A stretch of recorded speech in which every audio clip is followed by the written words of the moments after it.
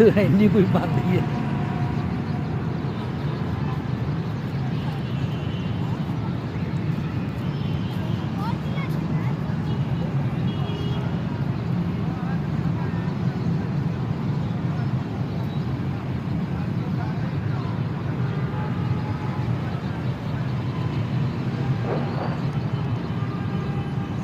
चलो फिर नाजी साहब उधर ही फिर टुर चलिए। किधर है वो जरा है उधर किधर